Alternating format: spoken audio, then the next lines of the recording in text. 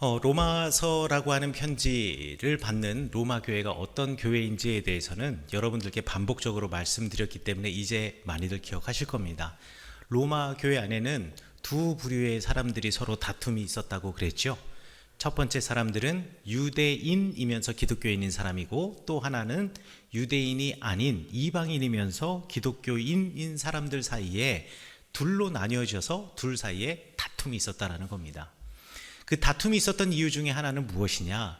유대인이면서 기독교인인 사람이 이방인 기독교인들에게 우리는 율법을 알고 있고 또 그 율법을 지켜내고 살고 있고, 예수님도 이 땅에 오셔서, 하나님이신 예수님께서도 이 땅에 오셔서 난지 8일 만에 할례를 받으시고 그리고 율법을 지키셨던 분이신데, 그렇다면 이방인 너희들도 율법을 지켜야 마땅하고, 너희들이 율법을 지키지 않는 것은 이거 옳지 않는 일이다, 이건 판단받을 만한 일이다 라고 하여서 이 교회 안에서 분란이 있었다라는 겁니다.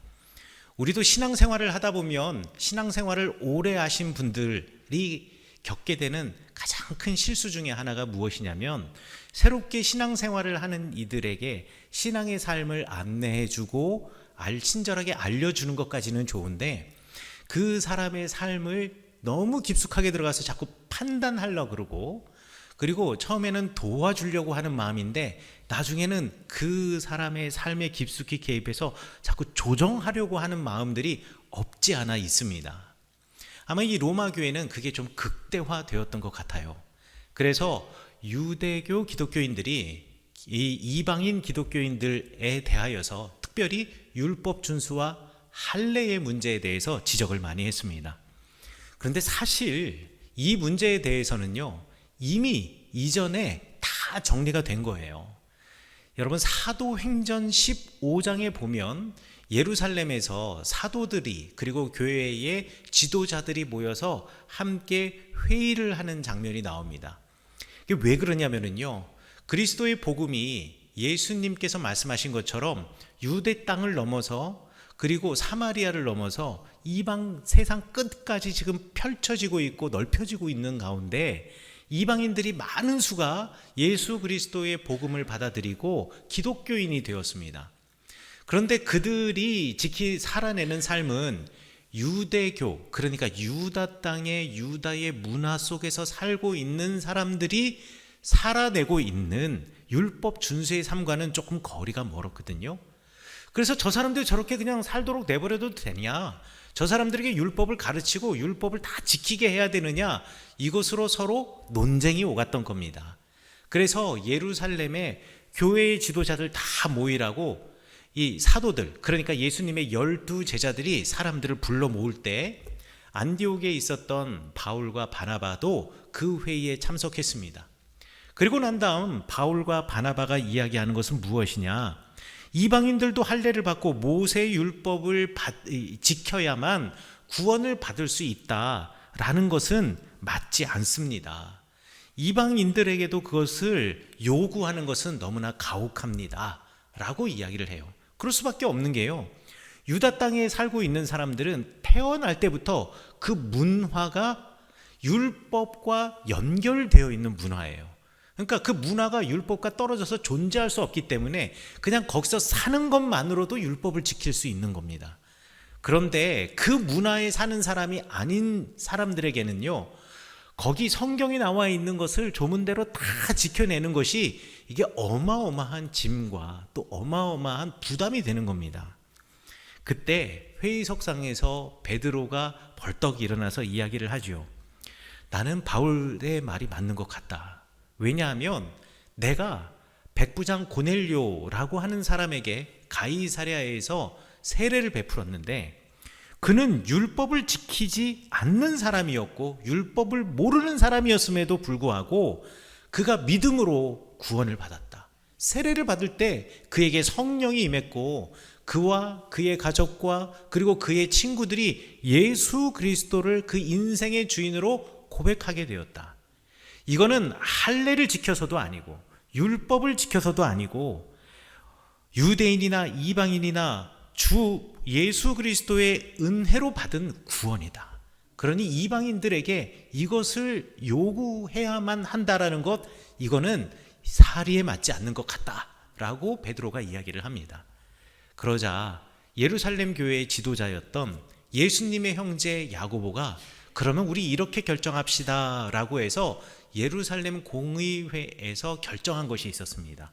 그게 뭐냐면 그들이 유대인이고 그 바탕이 유대인이고 그 유대인 기독교인의 경우에는 그들이 율법을 행하고 율법을 따라 신앙생활을 하는 것이 당연하겠으나 그가 이방인이라고 한다면 그 이방인들에게는 그 율법의 조문을 다 지키게 할 것이 아니라 딱 두 가지만을 요청하자. 그들이 하나님을 향하여서는 하나님 이외에는 다른 신이 없다라는 믿음의 고백을 가지고 우상들에게 바쳐진 제물을 먹지 않는 것, 이것이 바로 이방인 기독교인들이 지켜야 할 삶의 규례이고, 또 하나는 사람들과의 관계에 있어서 그가 음행하지 않는 것, 그러니까 그 땅에서 도덕적인 삶을, 윤리적인 삶을 살아내는 것, 이것만으로 그들에게 요구되는 율법은 충분하다라고 결정을 이미 해버렸습니다. 그럼에도 불구하고 로마 교회에서는 이 문제를 계속 지리멸렬하게 유대교 신자들이 끌고 나가고 있는 거죠. 그러면서 이 유대인 기독교인들이 바울 선생님에게 질문을 합니다. 반문을 하는 거죠. 이렇게 반문합니다. 오늘 성경 본문 말씀에 보면, 그러면 할례 받는 것의 이득이 뭡니까? 그러면 우리가 율법을 지키는 게 이득이 뭡니까? 우리는 열심히 율법을 지키고 저들은 지키지 않는데 율법을 열심히 지켜도 구원을 얻는다 그러고, 아니 이방인들에게는 율법을 안 지켜도 구원을 얻는다 그러면 뭐 굳이 우리가 율법을 지킬 필요가 있겠습니까? 그러면 율법을 폐기하자는 말입니까? 이런 식으로 지금 바울에게 항변을 한 겁니다. 그때 바울 선생님이 이렇게 대답을 하셨습니다. 구약 성경 시편 51편 4절의 말씀을 인용하여서 이야기를 하는데, 주께서 주의 말씀에 의롭다함을 얻으시고 판단하실 때에 이기려 너희들에게 율법을 주셨으니 너희는 그것으로 감사해야 한다. 말이 너무 어렵죠? 제가 쉽게 표현해 드리겠습니다. 시편 51편은요 언제 불렀던 노래인지를 여러분들이 아시면 됩니다. 시편 51편은 다윗이 밧세바와 잠자리를 하고 난 다음 나단 선지자가 다윗을 찾아와서 다윗을 꾸짖고 난 다음에 다윗이 하나님을 향하여 회개하며 불렀던 노래가 시편 51편입니다. 다른 나라에서는요 왕이면 무엇이든 다 할 수 있었습니다. 땅도 왕의 것이고 백성도 왕의 것이고 백성의 소유도 왕의 것입니다. 왜냐하면 그들에게 왕은 신의 아들이자 곧 신적인 권위를 가지고 있는 사람이었기 때문에 왕이 무엇을 하든 사람들은 아무 소리 할 수가 없었습니다. 그러나 이스라엘의 왕은 하나님께서 이 땅에서 하나님의 공의와 정의를 지켜내도록 사명을 받은 백성의 지도자 중에 하나일 뿐, 백성들의 지도자 중에 하나일 뿐, 그가 하나님도 아니고 그가 마음대로, 자기 마음대로 다른 사람의 땅을 빼앗거나 다른 사람의 아내를 빼앗거나 다른 사람의 재물을 빼앗거나 하는 일을 할 수가 없었습니다. 그런데요 다윗은 왕이 되고 난 다음에 잠시 자기의 힘과 권력에 취해서 하나님을 알지 못하는 다른 나라의 왕들처럼 행동을 했던 거예요. 그때 하나님의 말씀을 가진 나단 예언자가 다윗을 찾아와서 이렇게 사는 것이 옳지 않다라는 것을 지적해 주는 거죠. 하나님의 말씀을 가지고 온 나단 선지자가 곧 그 다윗에게 준 말씀이 우리 로마 교회의 유대교 교인들에게는 율법이라고 하는 것입니다. 무엇이냐? 그 말씀 덕분에 다윗이 자기가 한 행동이 죄라는 것을 깨닫게 된 것처럼 율법을 가지고 내가 엄격한 삶을 오늘 지켜내고 살아가고 있다면 이 말씀 때문에 나의 삶 속에서 죄의 문제에 대해서 예민하게 되었으니, 예민한 삶을 살게 되었으니 이게 은혜가 아니겠냐라는 겁니다. 그러니 나도 모르게 당연히 누릴 수 있다고 생각하는 그것을 내려놓을 수 있는 결단은 오직 의로우시고 공의롭게 판단하시는 하나님이 계시기에 가능한 것이고, 그 하나님이 우리에게 율법을 주셨다면 이것 때문에 내가 불편하다라고 또 왜 이것을 꼭 지켜야 하냐라고 말하는 것이 아니라 이미 우리에게 주신 것에 대해서 감사라는 것입니다. 여러분, 제가 지난번 설교에서 뭐라고 말씀드렸냐면 이렇게 질문 드렸습니다. 여러분, 술 마시면 구원을 얻을 수 있습니까? 없습니까? 어떻다고요? 대답하기가 또 어려우세요?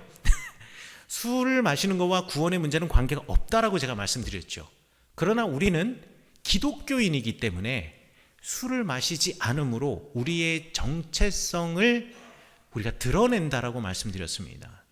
그리고 술을 마시지 않음으로 우리가 술을 마시며 실수할 수 있는 가능성들이 사라져 버리니까 이게 또 얼마나 감사한 일입니까? 그런데 술 마시지 마세요 라고 이야기를 했는데, 아니 구원의 문제와 관계없고 술 마시는 사람도 구원을 받고 술을 안 마시는 사람도 구원을 받는다면 그럼 굳이 술을 안 마시는 우리는 이게 뭡니까? 우리도 술 마시면 되는 거 아니겠습니까? 라고 말할 수 있다라는 거예요. 마치 로마 교회 유대인 기독교인처럼 그들 할례를 안 받아도 구원을 얻고 할례를 받아도 구원을 얻는다면 굳이 고통스러운 할례를 우리가 왜 받습니까? 안 받아도 되는 것 아니겠습니까? 그러나 우리가 술을 먹지 않으므로 술 마시면서 우리가 범할 수 있는 잘못들로부터 우리가 점점 멀어지고, 그런 부분에 있어서 아주 작은 실수와 잘못에 대해서 우리가 예민한 도덕적 감정을 갖게 되는 것처럼 할례를 받음으로 우리 몸속에 우리의 신체에 거룩한 하나님의 언약의 흔적을 가짐으로 스스로 내가 거룩한 하나님의 백성이고 그렇기에 거룩하게 살아가려고 거룩함에 대해서 예민한 마음을 가지고 오늘을 살아간다면 그게 은혜가 되는 것 아니겠냐라는 것이 바로 바울 선생님이 말씀하시는 이 로마서 3장 1절부터 20절의 상반절 부분의 핵심입니다. 할례 받는 것의 이득이 무엇이냐? 하나님을 먼저 알게 된 것, 그리고 하나님의 말씀에 더 민감하게, 예민하게, 그래서 더 성결하게 내가 반응하고 살아갈 수 있다는 것, 그것으로 우리가 감사해야 한다는 것이죠. 그러므로 할례를 받고 율법을 지켜 나아가고 있는 내 삶에 충실하되, 하나님께서는 그 백성에게 거룩하라고 말씀하셨는데 나의 거룩함은 할례라는 외적인 표징에서 비록되는 것이 아니라 거룩한 자로 살아내는 삶으로 증명하는 것이라는 것을 기억하며 오늘 나에게 주신 주님의 말씀이 나에게 율법이 되고 내 삶의 기준이 되어서 이 말씀에 따라서 거룩한 삶을 살아내시는 여러분 되시기를 간절히 축원합니다. 자, 그리고 바울 선생님이 두 번째 이방인 기독교인들에게 이야기를 합니다. 왜 그러냐면요, 유대인 기독교인들을 그렇게 나무랬는데 그렇다면 이방인 기독교인들이 더 낫다는 말인가? 라고 질문하면서 두 번째 이야기를 시작을 합니다. 그러니까 말이죠, 이 바울 선생님이 편지 글을 통하여서 유대인 기독교인들을 확 나무라니까 이 이방인 기독교인들이 괜히 기분이 좋은 거예요. 왜? 나랑 늘 다투던 사람이었는데, 나랑 생각이 다른 사람인데 그 사람을 나무라니까 그러니까 나는 또 되게 괜찮은 사람처럼 보이잖아요. 그렇게 생각할까봐 바울 선생님께서 이방인 기독교인들이 이것 때문에 행복해할 필요가 없다라고 이야기를 합니다. 그리고 이방인 기독교인들이 유대인 기독교인들보다 더 나은 삶을 살고 있다, 더 좋다라고 말하는 것도 절대 아니라는 겁니다. 여러분들이 싫어하는 사람들이 혼나거나 별로 안 좋은 일을 당하면 여러분들도 괜히 기분이 좋으신가요? 저는 그런 마음이 조금 있는 것 같긴 해요. 여러분, 제가 축구 좋아하는데요, 보는 것도 좋아하는데 2018년에 러시아 월드컵이 있었어요. 러시아 월드컵이 있었는데 우리나라가 그 러시아 월드컵에서 거의 망했습니다. 그래서 조별 예선에서 탈락이 확실해졌어요. 마지막 경기의 결과와 관계없이 조별 예선은 탈락이었어요. 근데 마지막 경기가 어느 나라하고 하는 거였냐면요, 독일이랑 하는 거였습니다. 그런데 다들 으쌰으쌰하면서 하나 해보는 게, 그래 지금 전패였거든요. 독일만이라도 한번 이겨보자. 아니 이기지 않더라도 좀 대등하게 경기하는 거라도 좀 보여주자라고 해서 정말 했는데, 여러분 2대0으로 우리나라가 이겼습니다, 독일을. 그래가지고요, 그때 우리나라가 완전히 큰 축제였습니다. 조별 예선 탈락 이거 전혀 중요하지 않고요, 온 스포츠 신문이 다 독일 이겼다, 2대0으로 이겼다. 손흥민이 막 달려가가지고 막 달려서 맨 끝에 공을 막 밀어넣는 거 수백 번도 더 본 것 같습니다. 그런데 우리나라 사람들 너무 기뻐했는데요, 우리나라 사람만큼 우리나라보다 더 기뻐한 사람들이 있었습니다. 누군지 아십니까? 영국 사람들이 그렇게 기뻐했습니다. 왜냐하면 영국 사람들은 독일 사람들이 싫은 거예요.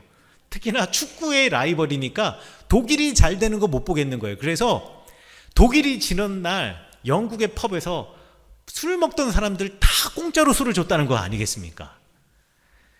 되게 웃기는 것 같죠? 그런데 한국 사람도 똑같아요. 일본이 이제 16강전 마지막이었어요. 일본은 여기서 무승부만 해도 16강이 되는 거예요. 그런데 제 마음속에 일본이 졌으면 좋겠는 거예요. 왜? 우리도 떨어졌으니까 저 사람도 떨어졌으면 좋겠는 거예요. 괜히 그런 거 있잖아요. 그런데 밤에 막 축구를 보는데 일본이 벨기에를 2대0으로 이기고 있는 겁니다. 객관적인 전력으로 벨기에를 이길 수가 없어요. 그런데 일본이 2대0으로 이기는 겁니다. 그래서 제가 어떻게 했겠습니까? 야, 그래, 같은 아시아인인 우리가 2대0으로 이기고 있으니 야, 16강에 그래도 아시아의 한 팀이라도 올라가서 아시아 축구가 잘 한다라는 걸 좀 보였으면 좋겠다. 사람이 이런 큰 마음을 가지고 있어야 되는데 괜히 기분이 나쁜 거예요. 그래서 전반전만 보고 텔레비전을 꺼버렸습니다. 그런데 그 다음날 아침에 복음이 들려온 거예요. 벨기에가 3대2로 역전을 해서 이긴 겁니다. 너무 행복했던 걸 제가 기억합니다. 바울 선생님이요, 그 마음을 지적하는 겁니다. 너희들 마음이 딱 그 수준이라는 거예요. 같은 성도들 가운데, 하나님의 백성 가운데 남이 잘 되는 것을 못 보는 사람이 있고, 내가 별로 안 좋아하는 사람이 고통과 어려움을 당하는 거에 가운데에서 기쁨과 행복을 누리는 사람들이 있더란 말입니다. 그게 교인이더란 말입니다. 바울 선생님이 그 이방인 기독교인들을 향하여 왜 그러냐라고 질책을 하시는 겁니다. 유대인도 이방인도 모두가 부족한 사람일 뿐인데, 한 사람을 온전하다고 말씀하실 수 있는 분은 하나님 뿐이신데, 우리는 내가 그보다 더 나은 삶을 살고 있다고 어떻게 자부할 수 있겠습니까? 그러면서 바울 선생님이 인용한 구절이 시편 14편과 53편에 나와 있는 성경 구절입니다. 유명한 말이죠. 의인은 없으되 하나도 없다. 의로운 사람은 없다. 하나도 없다. 이게 이제 히브리어를 직역한 겁니다. 의로운 사람 하나도 없다. 이 의로운 사람은 없다. 하나도 없다. 자, 그런데요, 요거 언제 다윗이 부른 노래냐면, 다윗이 지금 자기의 생명을 찾으려고 하는 사람으로부터 도망가면서, 쫓겨가면서 그 어려운 와중에 부른 노래가 이 노래입니다. 다윗이 말이죠, 자기의 생명을 죽이려고 하는 사람들이 막 쫓아오고 있어요. 그러면 자기가 얼마나 힘들겠습니까? 그러면서 그들이 의롭지 않습니다. 그들이 옳지 않습니다. 내가 받는 고난이 합당하지 않습니다. 라고 하나님께 이 노래에서 항변하면서, 그럼에도 불구하고 하나님이 슬기로운 사람, 지혜로운 사람이 누구인가 하늘 위에서 이 땅을 보시는데, 쫓아와서 나를 죽이려고 하는 그들도, 그리고 지금 이렇게 하나님께 울부짖는 나도 모두가 우둔하고 모두가 슬기롭지 않아 의롭지 않습니다. 오직 하나님만이 의로운 일을 판단하시고 하나님만이 이 상황을 보시며 하나님께서 세우실 사람을 세우시고 낮추실 사람은 낮추신다 라는 믿음의 고백이 바로 이 시편의 고백이었습니다. 만약 이 고백이 없이 내가 누군가의 잘됨에 배아파하고 또 누군가 그의 고난과 고통과 어려움에 내가 기쁨을 누린다면 어떻게 될까요? 오늘 성경 말씀에서 이렇게 이야기합니다. 그러면 그가 열린 무덤이 되겠다. 교회가 그렇다면 이 교회는 이 땅에서 우리가 맛보아야 할 작은 천국이 되어야 하는데 열린 무덤이 되겠고, 그리고 그런 마음을 갖고 있는 사람은 서로 피 흘리는 일을 하게 되고, 그리고 교회는 폐허가 되어 비참하게 된다라는 것을 바울 선생님이 그 이방인 기독교인들에게 말하고 있는 것입니다. 그렇다면 우리가 해야 할 일은 무엇일까요? 우리는 그들의 아픔이, 그들의 어려움이 나의 기쁨이 되는 것이 아니라 그들과 함께, 그리고 그들을 이해하며 사랑하며 함께 하나가 되는 일이라는 것을 우리 바울 선생님께서는 로마서 3장에서 이해하고 계십니다. 여러분, 분열과 다툼이라는 거, 그리고 감사와 이해와 사랑이라는 거, 이런 삶의 태도는요, 사실 이건 유전처럼 밑으로 내려가는 것입니다. 어디를 가면은요, 싸우는 교회는 맨날 싸워요. 아버지 때 싸웠거든요. 그 다음 때 아들 때도 싸워요. 그리고 그 자녀들 때도 싸워요. 왜 그럴까요? 봐온 게 그런 겁니다. 그런데 어느 교회는 너무나 사랑이 넘치고 항상 행복하거든요. 그 교회는 잘 보면은요, 그 전에도 그랬어요. 왜? 교인들은 그렇게 배워가는 겁니다. 자녀들은, 다음 세대들은 그렇게 우리의 어머니, 아버지를 따라가는 겁니다. 제가 종종 말했던, 제가 불렀던 노래 있잖아요. 송아지 송아지 얼룩송아지. 이 송아지가 왜 얼룩소예요? 아빠 닮고 엄마 닮아서 얼룩송아지인 거예요.